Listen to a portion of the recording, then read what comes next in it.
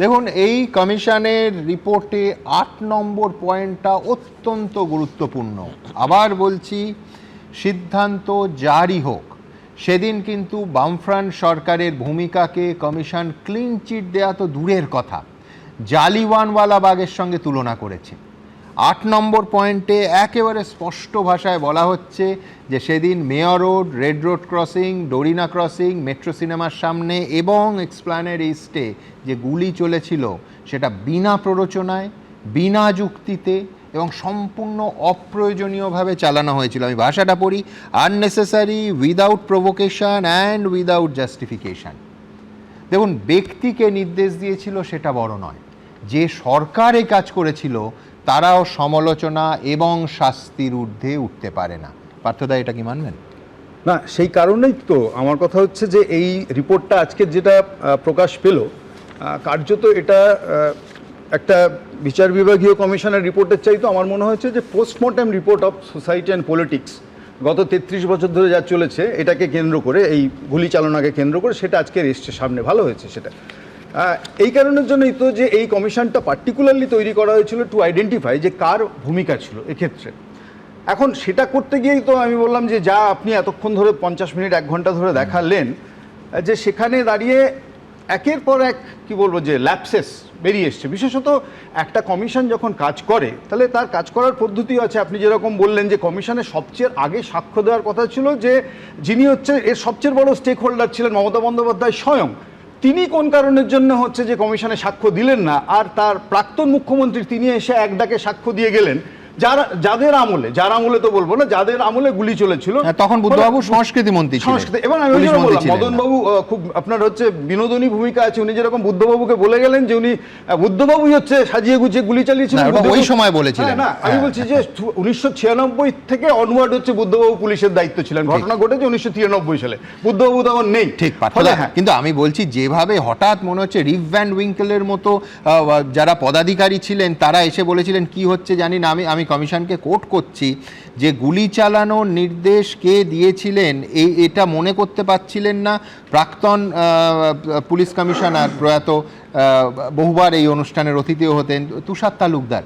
তুষারদা কমিশনকে বলেছিলেন যে গুলি চালানোর নির্দেশ কে দিয়েছিলেন, কোথা থেকে হয়েছে, এটা তিনি মনেই করতে পারছিলেন না।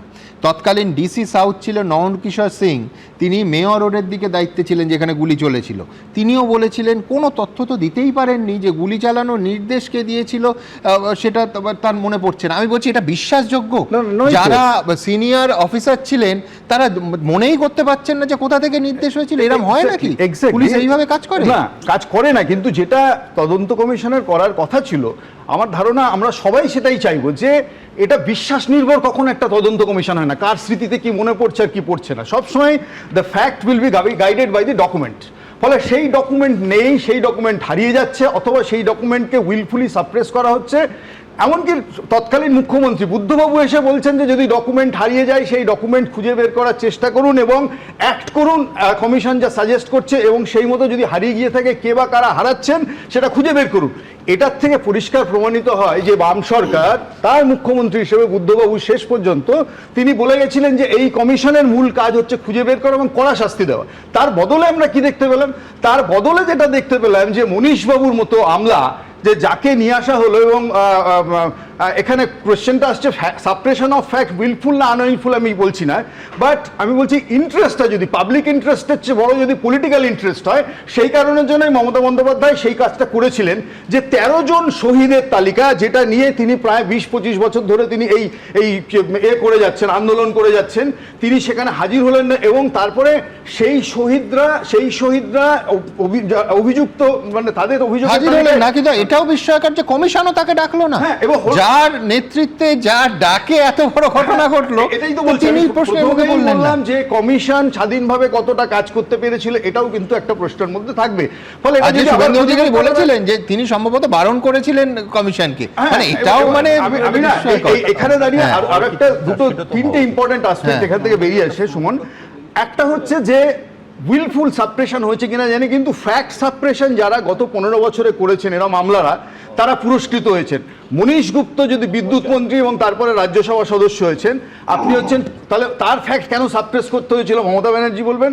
রাজীব কুমার আমি বললাম যে চিট ফান্ডের ফ্যাক্ট সাপ্রেস করেছিলেন তাকেও রাজ্যসভা করতে হয়েছে। এবং আমি আপনাকে বলছি যারা যারা ফ্যাক্ট সাপ্রেশনের সাথে যুক্ত ছিলেন দে অল রিওয়ার্ডেড। নন্দীগ্রামে যিনি গুলি চালিয়েছিলেন সেই পুলিশ অফিসাররা তারা হচ্ছেন এই আমলে হচ্ছে যে রিওয়ার্ডেড হয়েছেন। ফলে আমি আপনাকে বলছি যারা যারা ওই আমলে হচ্ছে যে এই কাজগুলোর সাথে যুক্ত ছিলেন যেখানে হচ্ছে যে লেফট ফ্রন্ট সবচেয়ে বেশি ডিসক্রেডিটেড হয়েছে সেই লোকগুলো হচ্ছে যে তারা পরবর্তীকালে রিওয়ার্ডেড হয়েছেন। এবং আমি আপনাকে এর সাথে অ্যাড করতে চাইবো যে এখানে এই যে আমাদের মমতা ব্যানার্জি কি বলবো যে আমাদের 25 লক্ষ ক্ষতিপূরণের কথা আপনি বলছেন, 25 লক্ষ ক্ষতিপূরণ যারা নিহত হবেন এবং 5 লক্ষ যারা আমি বলছি না তারই কমিশন সুপারিশ করেছে। হ্যাঁ, কমিশনের রেকমেন্ডেশন। এখানে প্রদীপ্ত বক্তব্যটা এরকম ভাবে রাখছে যে অ্যাজ ইফ চাকরি পাওয়া এবং ক্ষতিপূরণ পাওয়া দুটো আইদার তাই না, যে আমার কথা হচ্ছে যে ক্ষতিপূরণের মধ্যে চলবে। এবং আমার দৃঢ় বিশ্বাস, আমি জানি আপনারা খুঁজে বের করুন যে এই রিপোর্ট সাধারণভাবে ক্যাবিনেটে পেশ করার পর সেটা হচ্ছে অ্যাসেম্বলিতে আনা হয়। আদৌ মমতা বন্দ্যোপাধ্যায়ের আমলে এটা ক্যাবিনেটে পেশ হয়েছিল কিনা সেটাও হচ্ছে খুঁজে বের করা দরকার। কিন্তু না হলে মরালিটির কোয়েশ্চেন যারা ক্যাবিনেট মিনিস্টার এবং তখন যারা ছিলেন এমএলএ এমপি তারা হচ্ছে কেন বলবেন না, কেন এটা তো তাদের ব্রেন। একদম কথাটা শুনতে খারাপ লাগবে কিন্তু আমি বলছি যে সেই যুগে 25 লক্ষ টাকার যা মূল্য ছিল তাতে সেইটা পেলে কেউ চাকরি নিতেন কিনা সেটাও তো প্রশ্ন। আমি বলছি এটাও তো বিচার করতে হয়। আমি সরাসরি এবার রাজুর কাছে যাবো। প্রতারণার তালিকা আমরা দেখেছিলাম অনেকগুলো, যে তার মধ্যে চিট ফান্ডের, আমি বলছি এই কারণে আপনার রেলিভেন্ট যে এই সময় 13টা কমিশন যা হয়েছে না তার 3টে কেবল মুখ দেখেছে দিনের আলোর, বাকি যে 10টা দেখেনি তার মধ্যে চিট ফান্ড শ্যামল সেন এবং তার মধ্যে গৌতম দেবের যে নিউ টাউন জমি কেলেঙ্কারি। আমি চাই যে এই সরকার এই যতগুলো কমিশন এখনো পর্যন্ত বেরোয়নি তার প্রত্যেকটা রিপোর্ট বের করুন এবং জনস্বার্থে বের করুন। কমিশন হয়নি, সমস্ত নিয়ে কমিশন। আমি রাজুর কাছে যাবো, আমি নজরুলদা যাবো, কিন্তু এতক্ষণও বসে আছে। আমি বলছি যে এমন মানে এক ঢিলে 5 পাখি শুভেন্দু অধিকারী বিধানসভায় মেরেছেন যে মোটামুটি এই ঘটনা নিয়ে আবার বলছি 21শে জুলাইয়ের পুরো 24 ঘন্টা নয় কিন্তু মানে আমি বলছি 20 ঘন্টা বা 18 ঘন্টা আগে যা তোলপাড় শুরু হয়েছে এবং প্রত্যেকটা রাজনৈতিক দল একেবারে আন্দোলিত, তাতে আমি বলছি মিচকি হাসি রাজু হাসছে, চওড়া হাসিটা কিন্তু বিজেপির হাসা উচিত। তার কারণ আবার বলছি রাজনৈতিক দিক থেকে রাজু যদি দেখি, আমি কিছুক্ষণের জন্য এই সত্য উদ্ঘাটন এবং যেটা বহু বছর আগে 12 বছর আগে হওয়া উচিত ছিল সেটা আজকে হলো, এই পার্টগুলো যেগুলো সত্য সরিয়ে রাখি, কিন্তু রাজনৈতিক দিক থেকে দেখলে সত্যি মাস্টার স্ট্রোক রাজু তোমাদের। দেখুন, শহীদদের নিয়ে রাজনীতি আমরা করিনি, সুতরাং এখানে রাজনীতির বিষয় আমাদের ওপর আসা উচিত নয়। 2 হচ্ছে এই যে 21শে জুলাইকে কেন্দ্র করে আপনি আমাদের ঘাড়ে দিয়ে দিলেন, আমরা অতীতে দেখেছি এই শহীদ হলো হচ্ছে যুব কংগ্রেসের কর্মীরা, শহীদ দিবস পালন করলো তৃণমূল কংগ্রেস, আর গালাগাল খেয়ে গেলাম বিজেপি। আর আজকে আবার আপনি আমাদেরকে জুটতেন এমনি ঘন্টাখানেক সুমন, ঘন্টাখানেক আমি বসেই আছি শুনছিলাম সবার কথা। তোমরা ওই হয় না বলটাকে রোল করিয়ে দিয়েছো, এবার বলটা ঘুরছে, তোমরা যদি রাজনীতি যদি বলেন দেখুন, আমরা পরিষ্কার ভাষায় বলতে চাই যে আজকে মাননীয় মুখ্যমন্ত্রী শুভেন্দু অধিকারী বিধানসভায় রিপোর্টটা টেবিল করেছে। কার করার কথা ছিল? দাবি ছিল 12 বছর আগে যিনি কমিশনটা তৈরি করেছেন, কর্মীদের দাবি ছিল, সাধারণ মানুষের দাবি ছিল যে এই রিপোর্টটা টেবিলড হোক। তাহলে এত বছর ধরে কেন টেবিলড হয়নি? প্রশ্নটা তো এখানে। এবার যেই টেবিলড হলো ঝুলি থেকে বেড়াল বেরিয়ে গেল। আপনি প্রতারণাটা দেখুন।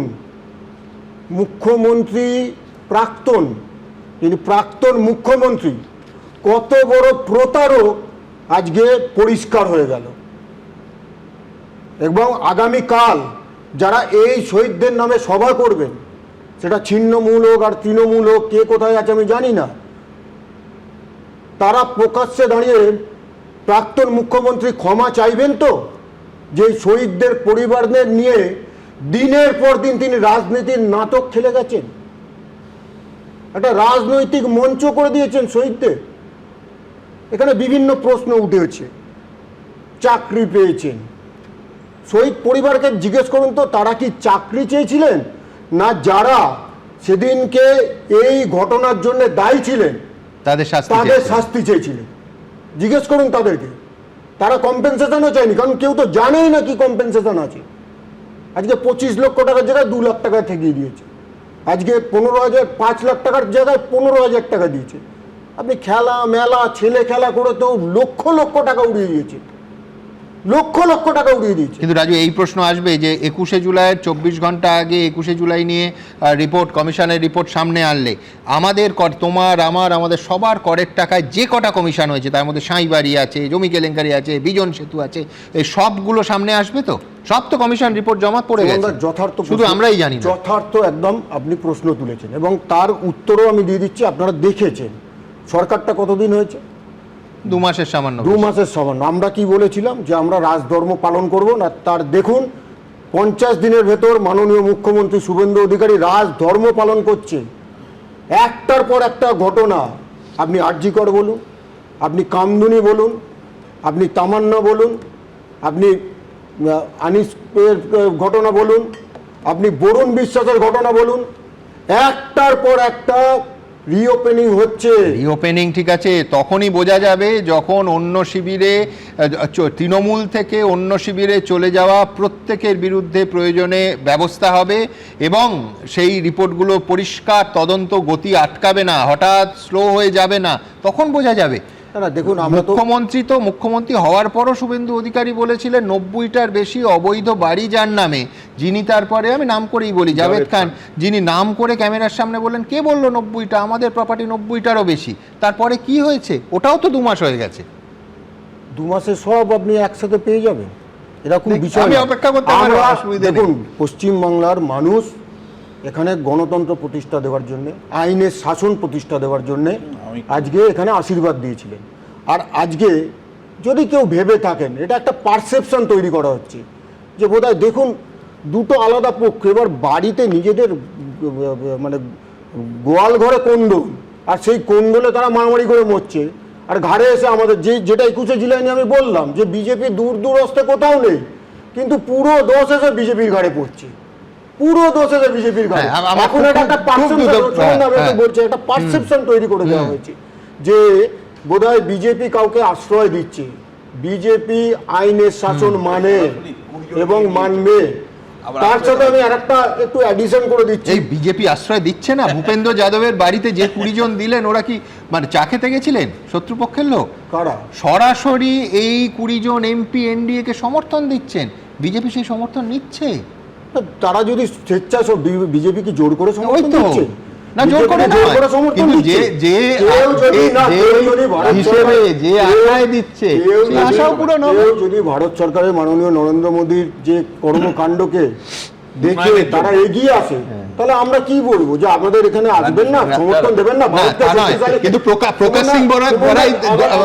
সিং বড়াই কি জোর করে ঢুকে পড়েছে? আমার বিষয় হচ্ছে যে ওটা একটা আলাদা চ্যাপ্টার, আর এটা একটা অনেক বড় চ্যাপ্টার। কারণ এখনো পর্যন্ত যারা মমতা ব্যানার্জিকে, আজকে 4টের আগে অবধি যারা মমতা ব্যানার্জিকে, তৃণমূল কংগ্রেসের আমি কর্মীদের বলবো, যারা মমতা ব্যানার্জিকে এখনো ঠাকুরের আসনে বসিয়ে রেখেছিলেন, তাদের সাথে কি প্রতারণাটা করেছে আপনি আজকে আবারও বলছি, সেটা ফাঁস হয়ে গেল। এতগুলো চ্যাপ্টার, আমি এই কাগজটা কেন মুড়েছি জানেন তো? বুকমার্ক হিসেবে ব্যবহার করব, বিভিন্ন অধ্যায়ের মধ্যে, বিভিন্ন চ্যাপ্টারের মধ্যে নয়তো কাজে লাগবে। এতগুলো চ্যাপ্টার হয়ে গেছে না, কিন্তু না, আমি বলছি প্রদীপ্তকে আমি কিছুতেই বলতে দেবো না। তার কারণ হচ্ছে যে এতগুলো চ্যাপ্টার, তারপরে ওর কাছে আসবো, সবার কাছেই আসবো, কিন্তু এতগুলো চ্যাপ্টার এর কি ইম্প্যাক্ট করতে পারবে 21 তারিখ, মানে 21-এর শহীদ তর্পণ, সেটা কাদের আসল তর্পণ? আমি বলছি যা ভিড় হচ্ছে, বুঝলেন, মহালয়ার তর্পণও, ওই মহালয়ার ভোরবেলা যে ছবিটা বিপি আনন্দে দেখা যায়, সেটাও প্রায় হেরে যাবে। দেখুন, ক্যালেন্ডার বলছে 21শে জুলাই মঙ্গলবার, আর তা নিয়েই এবার নজিরবিহীন পরিস্থিতি। তৃণমূল এখন ছন্ন ছাড়া। ধর্মতলায় এবার আর সেই বিশাল সমাবেশ হচ্ছে না। এখন একটা শিবির কালীঘাট তৃণমূল, আরেকটা ঋতব্রত তৃণমূল। 1993 সালের 21শে জুলাই 13 জন যুব কংগ্রেস কর্মীর মৃত্যুকে স্মরণ করতে কংগ্রেসও এবার তেড়ে ফুঁড়ে নেমেছে। পরিবারের সদস্য তো আমাদের, ব্যথা তো আমাদের, দগদগে ঘা তো আমাদের। কলকাতা থেকে দিল্লি মঙ্গলবার চারদিকে পালন করা হবে 21শে জুলাই। বিড়লা তারামণ্ডলের সামনে 21শে সভা করবে কালীঘাট তৃণমূল। গান্ধী মূর্তির পাদদেশে শহীদ স্মরণ করবে মৃতপ্রত তৃণমূল। দিল্লিতে রাজঘাটে 21শে জুলাই পালন করবে এনসিপিআইতে যোগ দেয়া বিদ্রোহী তৃণমূল সাংসদরা। শহীদ মিনারে সমাবেশ করছে কংগ্রেস। গান্ধী মূর্তির পাদদেশে সোমবার সন্ধে প্রস্তুতি পরিদর্শন করেন মৃতপ্রত বন্দ্যোপাধ্যায় ও সন্দীপন সাহা। সন্ধে বিড়লা তারামণ্ডলের সামনে 21শে প্রস্তুতি পরিদর্শনে আসেন মমতা বন্দ্যোপাধ্যায়। আগামীকাল নতুন করে পথ চলার দিন 11:30টার মধ্যে চলো পুলিশ আটকেনি সব অগ্রাহ্য করে জেলায় জেলায় আমাদের নেতাদের থানায় ডিটেইন করা হচ্ছে। এইভাবে জোর করে বহিরাগতদের দিয়ে বাংলাকে কলঙ্কিত করবেন না। আমাদের এখানে আমরা যেটা করতে চাই সেটা রাজনীতি নয়, আক্ষরিক অর্থে শহীদ তর্পণ। 21শে জুলাই সভার জন্য যেন নতুন করে জেগে উঠেছে কংগ্রেস। কংগ্রেসের তরফে শহীদ মিনারে তৈরি করা হয়েছে দ্বিস্তরীয় মঞ্চ। একটি মঞ্চ করা হচ্ছে 40 ফুট দৈর্ঘ্যের, আরেকটি মঞ্চ হবে 30 ফুটের। মঞ্চে থাকবে একটি প্রতীকী কাট করা, যেখানে রাখা হবে মনীশ গুপ্তর কাট আউট। তৃণমূল নামে কোনো দল নেই পশ্চিমবঙ্গে। এই প্রোগ্রামটা আমাদেরই প্রোগ্রাম। 1993 সালে যে ঘটনা হয়েছিল, কংগ্রেস ভার্সেস সিপিএমের লড়াই হয়েছিল, যে মনীশ গুপ্তর নেতৃত্বে সেই গুলি চালানো হয়েছিল, সেই মনীশ গুপ্তকে পরবর্তীতে তৃণমূল পার্টি সংসদে নিয়ে গেছিল। চারদিকে শহীদ সমাবেশ। কলকাতা থেকে দিল্লি। দিল্লিতে রাজঘাটে 21শে জুলাই পালন করবে এনসিপিআইতে যোগ দেয়া 20 জন বিদ্রোহী তৃণমূল সাংসদ। 15 বছর ধরে সরকার ছিল আমাদের, তখন আমি যে দলে ছিলাম, কিন্তু সেই রিপোর্টটা কিন্তু আসেনি জনসমক্ষে। যারা অন্যায় করেছিলেন তারা যথাযথ শাস্তি পাবেন এই আশা রাখবো। সব মিলিয়ে 21শে জুলাই কার, তা নিয়েই এখন কারাকারি। সন্দীপ সরকার, অর্ণব মুখোপাধ্যায় ও বিজেন্দ্র সিংহর রিপোর্ট, এবিপি আনন্দ।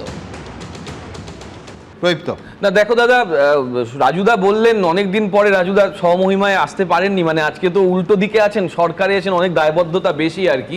কিন্তু তাহলে সেই দায়বদ্ধতায় বললেন যে ক্ষমা চাইতে হবে প্রতারণার জন্য। তাহলে আমি তো বলবো 2000 সাল থেকে তৎপরবর্তীকালীন প্রায় 2020 সাল অবধি মাননীয় শুভেন্দু অধিকারী যেভাবে শহীদ তর্পণ অনুষ্ঠানে অংশগ্রহণ করেছেন, আমাদের মাননীয় মন্ত্রী, আমাদের মাননীয় সংসদ, প্রাক্তন তৃণমূল নেতা শুভেন্দু অধিকারীর ক্ষমা চাওয়া উচিত।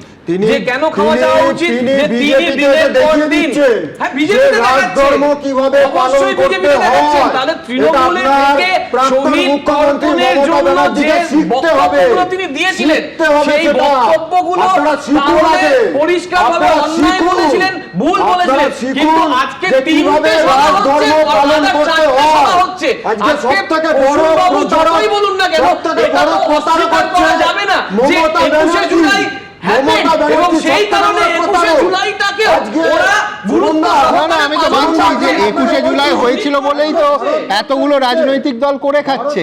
আমি বলছি, কিন্তু নানা ক্ষেত্রে দেখা যাচ্ছে যে ভূমিকা এবং তিরস্কার, প্রশংসা, সমালোচনা পাত্রপাত্রী পাল্টে যাচ্ছে। ঠিক যেমন আজকে ববি হাকিম ভূয়সী প্রশংসা করলেন শুভেন্দু অধিকারী। কি বলছেন, কোন ইস্যুতে দেখুন। তার হাত থেকে মাইকটা কেড়ে নেওয়া হয়েছে, সেটাও আমাদের আফসোস আছে। রাজনৈতিক সমীকরণ বদলেছে। এবারের 21শে জুলাই অন্যরকম। একসময় 21শে জুলাই মঞ্চে যাকে মমতা বন্দ্যোপাধ্যায়ের পাশে দেখা যেত, সেই ফিরহাদ হাকিমের গলাতেই এখন অন্য সুর। তখন আমাদের যুব কংগ্রেসের সভাপতি শুভেন্দু অধিকারী ছিলেন। ব্রিগেডে তার হাত থেকে 21শে জুলাই যুব কংগ্রেস বা যুব তৃণমূল কংগ্রেস করত, তার হাত থেকে মাইকটা কেড়ে নেওয়া হয়েছে, সেটাও আমাদের আফসোস আছে। যেভাবে 21শে জুলাই শহীদ তর্পণ থেকে সেলিব্রেশনের পরিণত হয়েছে, সেটা নিশ্চিতভাবে আমাদের মনের ভেতরে আপত্তি ছিল। হ্যাঁ, সাহস পাইনি, প্রতিবাদ করতে পারিনি। তিনি বলতেন যে মমতা বন্দ্যোপাধ্যায়ের ছবিটা সরিয়ে দিলে সামনে কোনো জনগণ থাকবে না, আমি শুধু মাইকে বলবো, সামনেটা শূন্য হয়ে যাবে। আজকে তিনি এই ধরনের কথা বলছেন। বিরোধী দল যখন সরকারি দলেরকে খুশি করার জন্য তাদেরকে খোসামত করে, তার মানে বোঝা যাচ্ছে এটা নকল বিজেপি, নকল বিরোধী, এরা বিরোধী নয়। সোমবার বিধানসভায় মন্ত্রীদের একটি গুরুত্বপূর্ণ নির্দেশ দেন মুখ্যমন্ত্রী শুভেন্দু অধিকারী। বিধানসভায় বিধায়করা এলাকার কোনো সমস্যার বিষয়ে জানালে 7 দিনের মধ্যে তার জবাব দিতে হবে মন্ত্রীদের। মাননীয় মন্ত্রীদেরকে আমি আপনাদের সকলের সামনে উল্লেখ করবে, মন্ত্রীরা যে বিষয়গুলো, বিধায়করা যে বিষয়গুলো উল্লেখ করেছেন, তার উত্তর আপনাদেরকে দিতে হবে। আপনি পাওয়ার 7 দিনের মধ্যে নিজে সই করে উত্তর দেবেন এবং যেটা করা সম্ভব করতে হবে, যেটা করতে পারছেন না, কেন করতে পারছেন না জানাবেন, আর যদি সময় দরকার হয় সময়ও চেয়ে নেবেন। এরপরে শুভেন্দু অধিকারীর উচ্ছ্বসিত প্রশংসা করেন ফিরহাদ হাকিম। এটা একটা নতুন দৃষ্টান্ত সৃষ্টি করলেন মুখ্যমন্ত্রী, যে এর আগে শুধু এই 15 বছর নয়, আমি এর আগেও অপোজিশন এমএলএ ছিলাম, কিন্তু এইভাবে বিধায়কদের সম্মান দিয়ে যে আমরা যেটা বলছি সেটার অ্যাকশন কি হচ্ছে, এইটা এর আগে বিধানসভার ইতিহাসে কোনোদিন হয়নি। একসময় যাকে তীক্ষ্ণ বাক্যবাণে বিদ্ধ করেছেন, পালাবদলের পর তারই প্রশংসায় পঞ্চমুখ। রাজনৈতিক কৌশল বোঝা দায়। উজ্জ্বল মুখোপাধ্যায় ও আশাবুল হোসেনের রিপোর্ট, এবিপি আনন্দ। আপনারা শুনলেন ববি হাকিম বলছেন কোট আনকোট, তখন আমাদের যুব সভাপতি শুভেন্দু অধিকারী ছিলেন ব্রিগেডে, তার হাত থেকে 21শে জুলাই মাইকটা কেড়ে নেওয়া হয়েছিল। আমি আর্কাইভে দেখলাম, সমস্ত কিছুই আমাদের থাকে। 2011 সালে শুভেন্দু অধিকারীর হাতে মাইক তুলে দিলেন মুকুল রায়, এবং এই কথা ঠিক, এই ঘটনাটা কিন্তু হয়েছিল, একটি হাত সেই মাইকটা পরে নিয়ে নিচ্ছেন। সম্ভবত আমার ভুল হতে পারে, আচ্ছা এই আন্দাজটা আমি পরে বলবো, আগে ছবিটা দেখাই। এই সভায় সভাপতিত্ব করার জন্য আমি পশ্চিমবঙ্গ তৃণমূল কংগ্রেসের সভাপতি, বিধায়ক, রাজ্যের মন্ত্রী শ্রী সুব্রত বক্সির নাম প্রস্তাব করছি। পশ্চিমবঙ্গ প্রদেশ তৃণমূল যুব কংগ্রেসের পক্ষ থেকে আমি এই প্রস্তাব সর্বান্তকরণে সমর্থন করছি।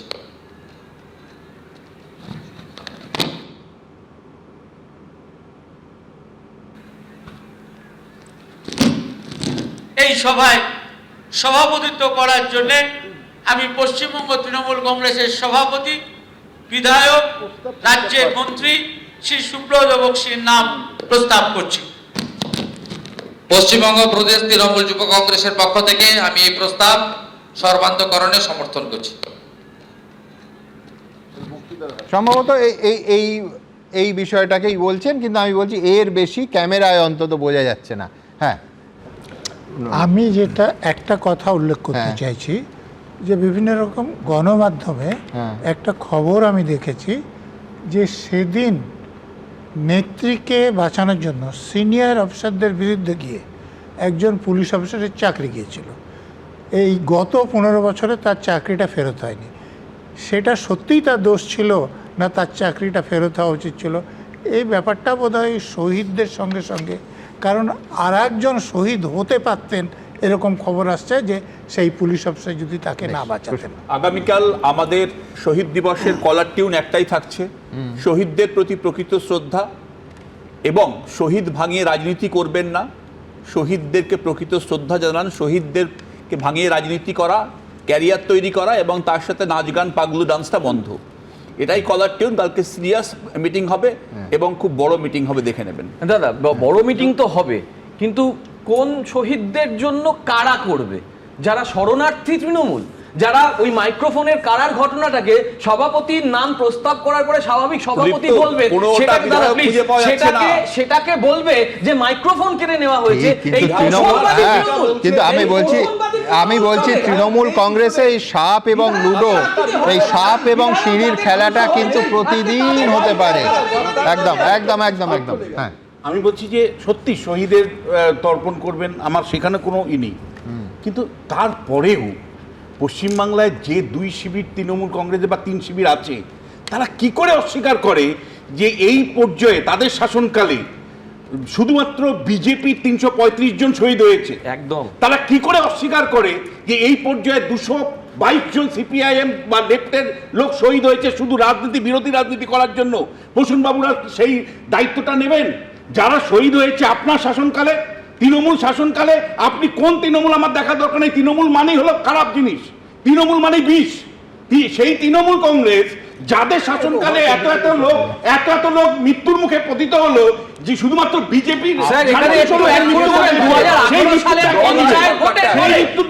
ঠিক এইভাবেই আপনি প্রশ্ন করেছিলেন 2018 সালের পরে পঞ্চায়েত ভোট পরবর্তীকালীন হিংসা, তাহলে আমাদের কেন বিধানসভায় দাঁড়িয়ে শুনতে হবে 2020 সালের আগেরটা ভাববো না, 2021 সাল থেকে আমরা দেখবো ভোট পরবর্তী হিংসা? তাহলে ঠিকই প্রশ্ন করেছেন আপনি যে 56 জন মারা গেল শুধুমাত্র 2021 সালে, সেই 56 জন, যে 20 জন সাংসদের গায়ে দাগ লেগে রয়েছে, 140 জন বিধায়ক, তাদের দায় নেই?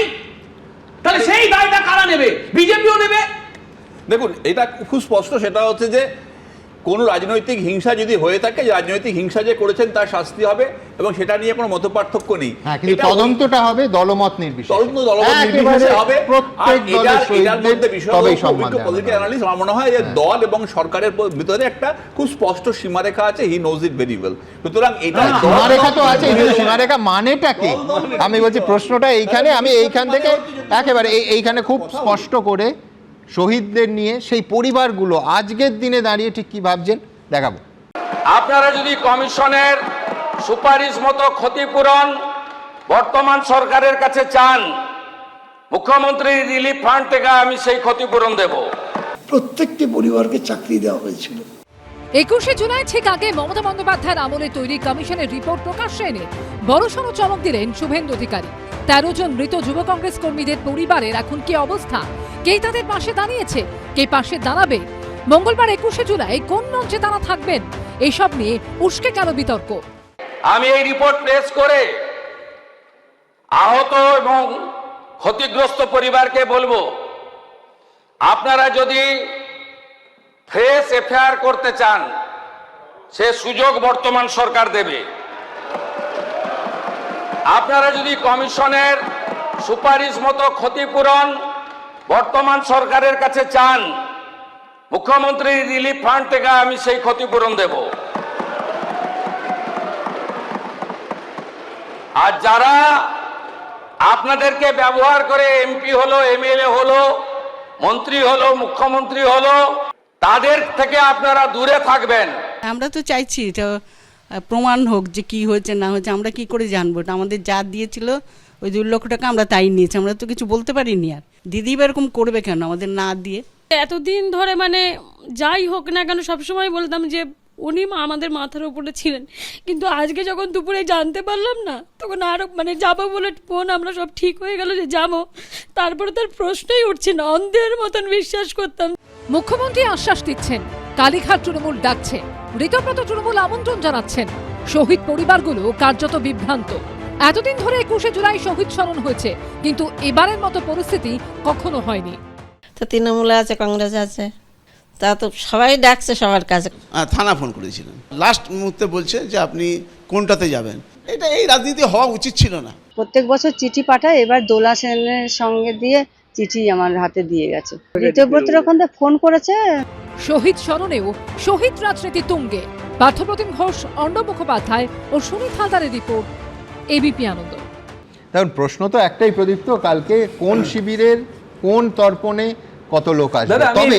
তবে আমি বলছি, একদিক থেকে কলকাতা হাইকোর্ট তোমাদের বাঁচিয়ে দিয়েছে, তার কারণ যেই 2500-এ বেঁধে দিয়েছে, একেবারে এর থেকে ভালো প্রপোজিশন আর হতে পারে না। এখনো আমরা তুমি কালকে এসে বলতে পারো যে আমার 2.5 লাখ লোক হতো, নেহাত কোর্ট বলেছে বলে 250 আমি বলছি এখনো ম্যানেজ করতে পারি। এই কথাটা আমাদেরই তৃণমূলের থেকে শরণার্থী হয়ে যাওয়া তৃণমূলের একজন বলছেন, এবং আমার মজা লাগছে এটা জেনে যে তিনি আজকেও বলছেন যে আমাদের সবাই প্রচুর লোক হবে এবং প্লিজ আপনার কাছ থেকে ওইটা এক্সপেক্টেড নয়।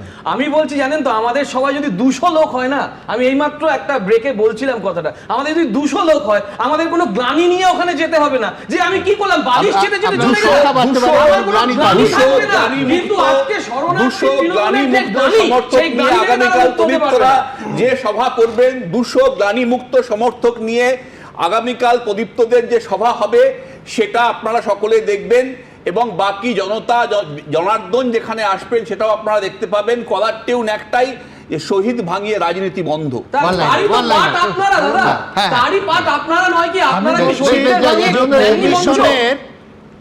সুপারিশের পরও 25 লক্ষ ক্ষতিপূরণ যারা দেয়নি তাদের কোনো গ্লানি নেই। টাকা নিয়ে চাকরি বিক্রি করে যারা ক্ষমতায় ছিল তাদের কোনো গ্লানি নেই। আইন না জেনে বিশেষজ্ঞর মত যারা দেয় তাদের কোন রকম গ্লানি থাকতেই পারে।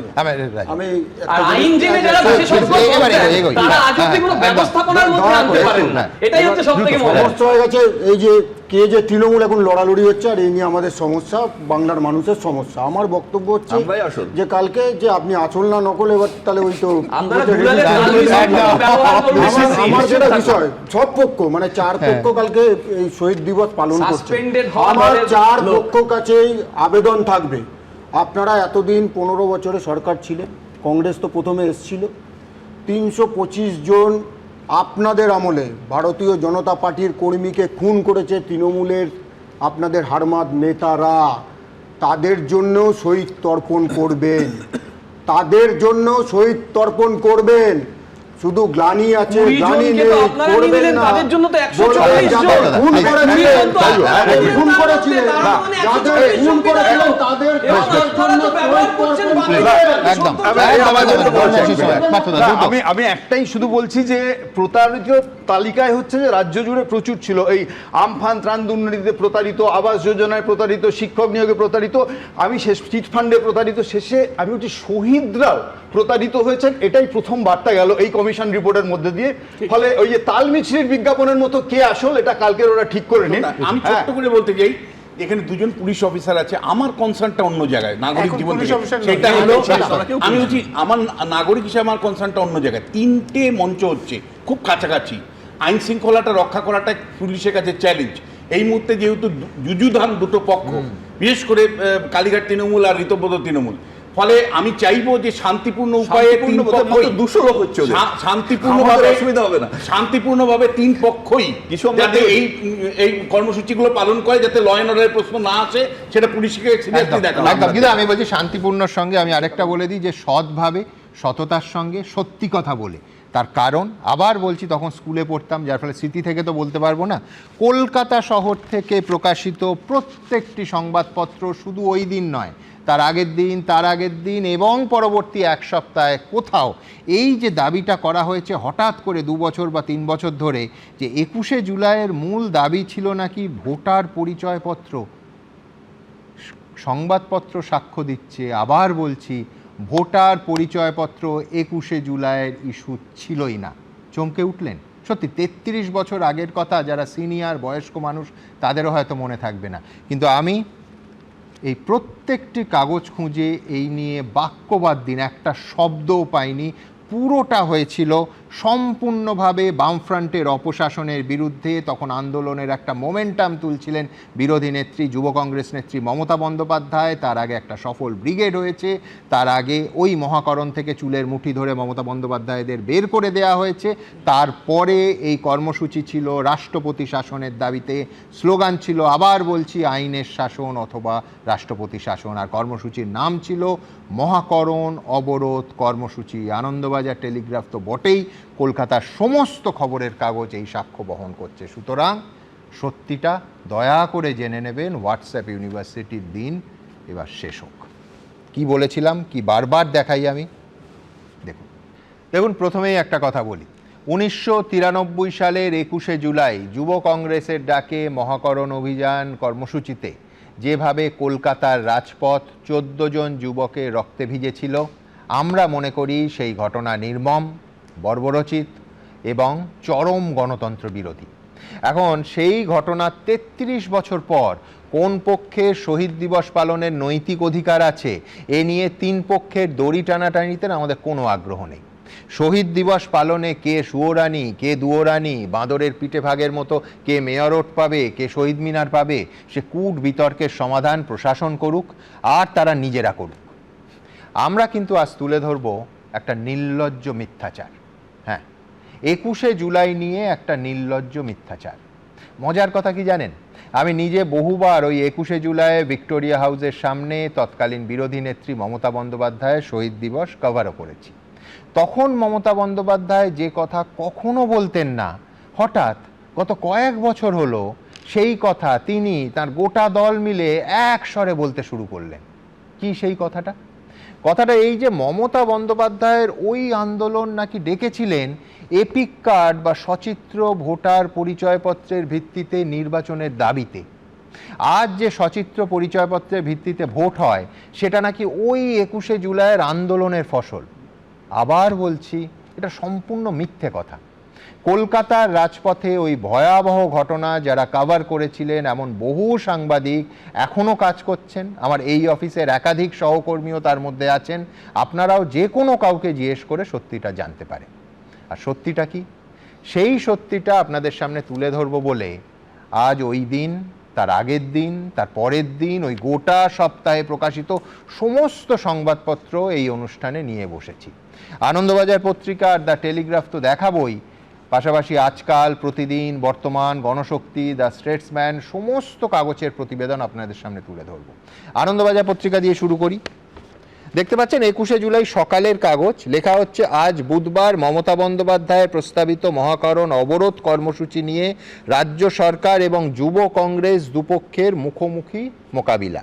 তারপরে লেখা হচ্ছে কোট আনকোট, এটা হচ্ছে মূল দাবি সেদিনের আন্দোলনের, আইনের শাসন অথবা রাষ্ট্রপতি শাসন। এর দাবিতে, অর্থাৎ আইনের শাসন অথবা রাষ্ট্রপতি শাসনের দাবিতে তাদের মহাকরণ অভিযান কর্মসূচি বানচাল করতে রাজ্য সরকার ষড়যন্ত্র করেছেন। মঙ্গলবার সরাসরি এই অভিযোগ এনেছেন মমতা বন্দ্যোপাধ্যায়, ইত্যাদি ইত্যাদি। আনন্দবাজার গেল। আজকাল পত্রিকা 21 তারিখের আজকাল পত্রিকা লিখছে যে মমতা বলেন রাষ্ট্রপতি শাসন আর বাংলা বাঁচানোর দাবিতে এই মহাকরণ অভিযান। একেবারে স্পষ্ট শব্দে আজকাল পত্রিকা। প্রতিদিনে আসি, পরের দিনের প্রতিদিন, অর্থাৎ যখন ভয়ঙ্কর সেই ঘটনা ঘটে গেছে 22 তারিখে, 21 তারিখে তো আছেই, একই কথা 22 তারিখের প্রতিদিন পত্রিকায়। এই হচ্ছে সেই কাগজ। তাতে লেখা হচ্ছে পুলিশ জ্যোতিবাবুকে রক্ষা করতে পারবে না, পশ্চিমবঙ্গে আমরা রাষ্ট্রপতি শাসন চাই। বুধবার যুব কংগ্রেসের ডাকা মহাকরণ অবরোধে মেয়র ওদের জমায়েতে মমতা বন্দ্যোপাধ্যায় ওই জমায়েত থেকে তারপরে অশান্তি হয় এই কথা বলেন। অর্থাৎ দাবি ছিল স্পষ্ট, আমরা রাষ্ট্রপতি শাসন চাই। এবার আসি বর্তমান কাগজে একেবারে 21 তারিখ সকালেই খুব স্পষ্ট যে প্রমাণ হয়ে যাচ্ছে 356 ধারা জারি করা কতটা বাস্তবসম্মত এবং এই দাবিতে মমতা বন্দ্যোপাধ্যায় যে আন্দোলন করছেন। বর্তমান পত্রিকার একেবারে প্রথম পাতা। টেলিগ্রাফ আলাদা করে পড়ছি না, দ্য স্টেটসম্যান, দ্য টেলিগ্রাফ আগের দিন, এটা হচ্ছে তার পরের দিনের টেলিগ্রাফের মাস্টেড। গণশক্তি কথা হচ্ছে, বর্তমানও যা লিখছে, গণশক্তিও তাই লিখছে, টেলিগ্রাফও তাই লিখছে, দ্য স্টেটসম্যান পত্রিকাও তাই লিখছে। আসল তথ্যটা হচ্ছে এপিক কার্ড এটার ইস্যুই ছিল না। এখানে আমি থামছি না। এ তো গেল পশ্চিমবঙ্গের যাবতীয় সংবাদপত্রের রিপোর্টিং। এবার আসি আরেকটা বিস্ফোরক তথ্যে। 1993 সালে এই ঘটনার প্রেক্ষিতে এপিক কার্ড চালু হয়নি, তার কারণ সেটা চালু হতে পারে না। টিএন সেশন লাগাতার লড়াই করে 93 সালেই এপিক কার্ড ইন্ট্রোডিউস করে দিয়েছে, নেশন ওয়াইড ডেবিউ হয়ে গেছে ওই বছরে, কোনো আন্দোলনের ফল হিসেবে নয়।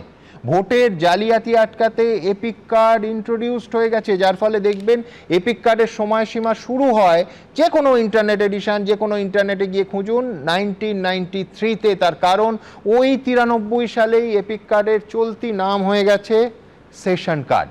আর সব থেকে বড় কথা, 21শে জুলাইয়ের যুব কংগ্রেস আন্দোলনের দাবি ছিল, আবার বলছি, এপিক কার্ড চালু 1 থেকে 10, তার একটাও দাবি ছিল না, এপিক কার্ডের কোনো উল্লেখই ছিল না। মহাকরণ অবরোধ এইটা ছিল কর্মসূচির নাম এবং তার প্রধান দাবি ছিল কোট আনকোট আইনের শাসন অথবা রাষ্ট্রপতি শাসন।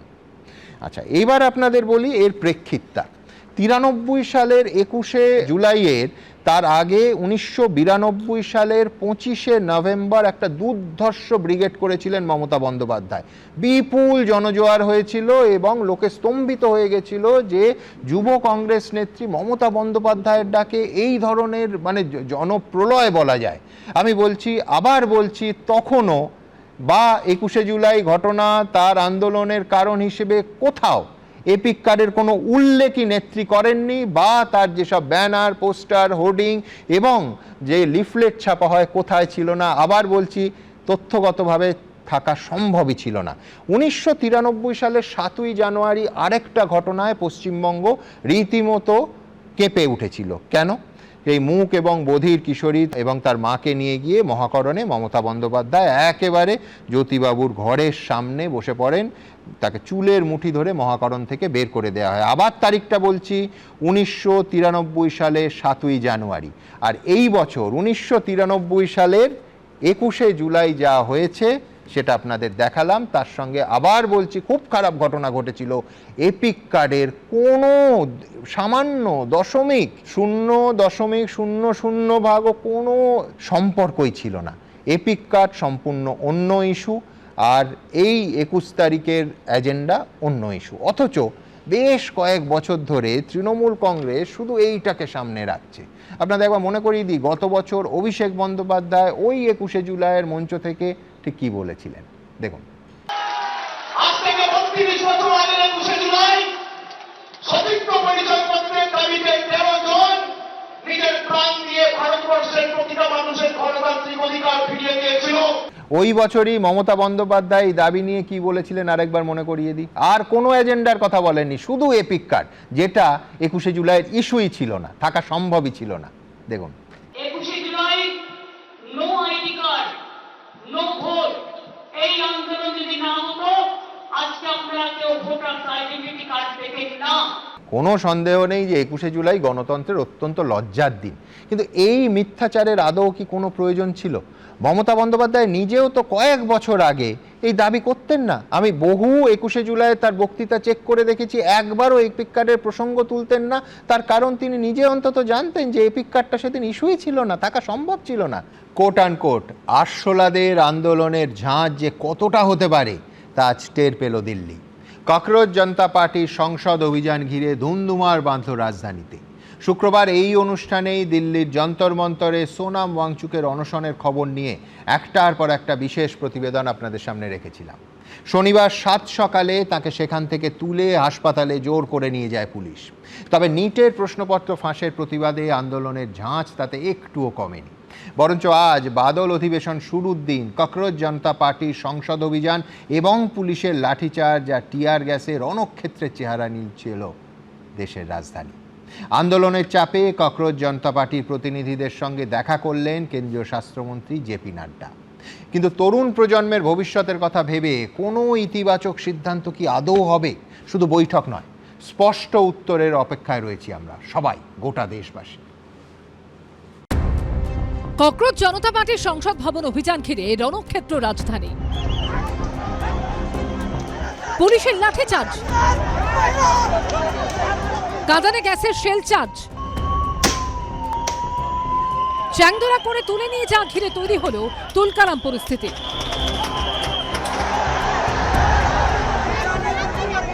जंतर मंतर से छात्र संसद भवन की ओर आगे बढ़ रहे थे। रायसीना रोड है और इसी रायसीना रोड पे जब आगे छात्र बढ़ रहे थे तो यहीं पर पैरामिलिट्री फोर्सेस के जवानों ने उनको रोका, लाठीचार्ज किया। आप देखेंगे यहाँ पर देखिए एक छात्र जो है इस वक्त तस्वीर में देखिए कि एक छात्र को जो है पैरामिलिट्री फोर्सेस के जवानों ने जो है यहाँ पर जो है हिरासत में ले लिया है। तस्वीरों में कि यही से आंसू गैस के गोले दागे जा रहे थे। आगे चलिए, आगे हमारे तस्वीरों में यहाँ पर छात्रों को हमारे साथ इस देश का संविधान है, हमारे साथ डॉक्टर बाबा साहेब अम्बेडकर है, हमारे साथ महात्मा गांधी है। हमें अपनी आवाज रखने से कोई नहीं रोक सकता। নিটের প্রশ্নপত্র ফাঁসের প্রতিবাদে এবং কেন্দ্রীয় শিক্ষামন্ত্রী ধর্মেন্দ্র প্রধানের পদত্যাগের দাবিতে অনশন চালাচ্ছিলেন সোনাম ওয়াংচুক। শনিবার 7 সকালে তাকে সেখান থেকে তুলে নিয়ে যায় পুলিশ। সোমবার সংসদ ভবন অভিযানের ডাক দিয়েছিল ককরোচ জনতা পার্টি। সোমবার অভিযান শুরুর আগেই যন্তর মন্তরের লাঠিচার্জ শুরু করে police. They are not handling it like a good governance should. A graceful government should have allowed this protest because then they would have heard the voices of people and based on that they would have changed. Don't have faith in any government machinery. দুপুরের দিকে সংসদ ভবনের কাছাকাছি পৌঁছে যায় বিক্ষোভকারীরা। তড়িঘড়ি নিরাপত্তার কারণে বন্ধ করা হয় সংসদ ভবনের মূল গেট। বিক্ষোভকারীদের সরাতে মুহুর্মুহু কাঁদানে গ্যাসের শেল ফাটায় পুলিশ। लगातार हर गुजरते हुए लम्हे के साथ जो आंसू गैस के जो गोले हैं वो यहाँ पर छोड़े जा रहे हैं। यहाँ पर एंटी राइट व्हीकल के सामने जो सड़क है वो यहाँ पर जो है वो बैठ गए हैं, लेकिन यहाँ से हटने को तैयार नहीं है। लगातार पुलिस की ओर से आंसू गैस के जो गोले हैं वो छोड़े जा रहे हैं। भीड़ को हटाने की कोशिश की जा रही है, लेकिन भीड़ जो है वो यहाँ से टस से मस होने के लिए, हटने के लिए बिल्कुल भी तैयार नहीं है। বিশৃঙ্খলা ঠেকাতে সকাল থেকেই কার্যত পুলিশ দিয়ে মুড়ে ফেলা হয় যন্তর মন্তর থেকে সংসদ ভবনের পথ। নয়াদিল্লি জুড়ে জারি করা হয় বিএনএস-এর 163 ধারা, বন্ধ করে দেওয়া হয় ইন্টারনেট। जो प्रदर्शनकारी देख सकते हैं कि किस तरीके से इस वक्त यहाँ पर पहुंच करके प्रदर्शन कर रहे हैं। पुलिस थोड़ा सा बल प्रयोग भी कर रही है उनको यहाँ से हटाने के लिए, क्योंकि जब संसद का सत्र चल रहा होता है उस दौरान इस तरीके के प्रदर्शन की अनुमति नहीं होती है। लेकिन ये जो प्रदर्शनकारी है जंतर मंतर पर पहुंच चुके हैं। जब बच्चे यहाँ आए हैं, छात्र, नौजवान, युवा जब यहाँ आए हैं और वो चाहते हैं सरकार कोई सुने। सरकार में अहंकार कितना कि सुनना भी नहीं चाहती है।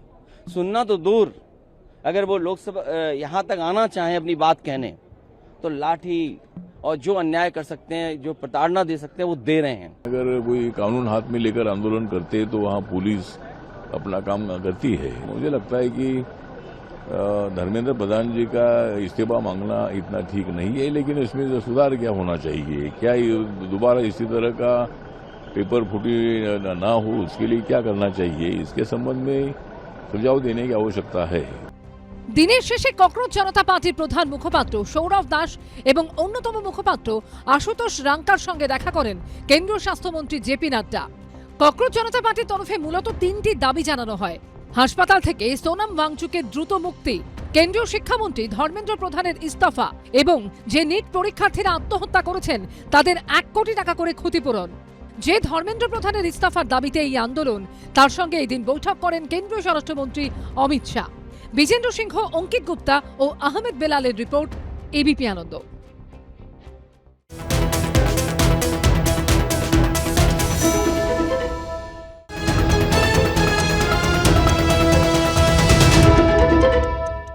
এবিপি আনন্দ, এগিয়ে থাকে, এগিয়ে রাখে।